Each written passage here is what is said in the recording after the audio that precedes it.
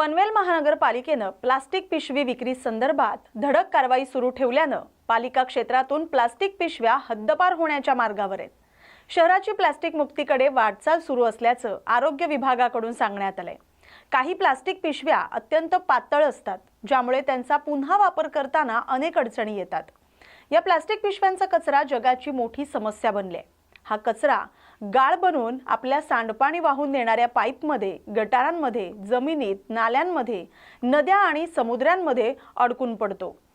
असा कचरा साठल्यामुळे कित्येक कसदार जमिनी नापीक बनल्याची उदाहरणं आहेत। शिवाय हा कचरा हटवणं ही फार गंभीर मोठी गोष्ट आहे।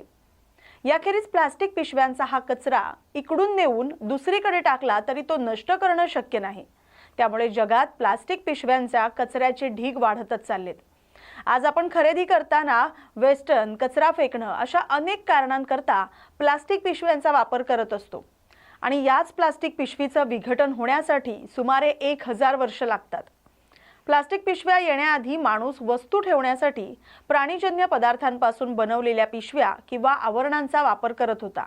प्राणी हत्या थांबवण्यासाठी आणि सोयीसाठी प्लास्टिक पिशव्या वापरात आल्या, पण आज त्यांचा वापर इतका वाढलाय की प्लास्टिकच आपल्या आयुष्याचा मोठा प्रश्न बनलाय आणि आपण त्यात अडकून पडलो आहोत।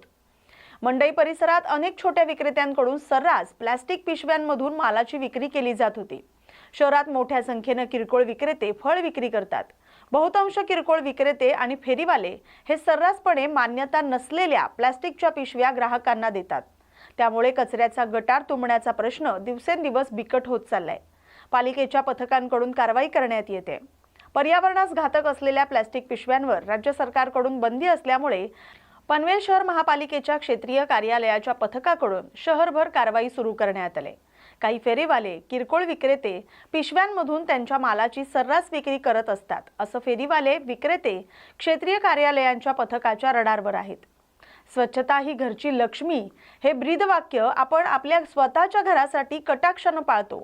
तसंच आपलं शहर हे सुद्धा आपलं एक प्रकारे घरच असल्यामुळे नागरिकांना प्लास्टिकच्या पिशव्या कुठल्याही विक्रेत्याकडून न घेता पर्यावरणाचा समतोल राखण्यास मदत करावी आणि अशा पिशव्या कुठल्या विक्रेत्याकडे आढळून आल्यास महापालिकेच्या आरोग्य विभागाबरोबर संपर्क साधून स्वच्छ सुंदर पनवेल शहरासाठी प्रशासनाला सहकार्य करावं, असं आवाहन पनवेल महानगरपालिका आयुक्त मंगेश चितळे यांनी केलंय।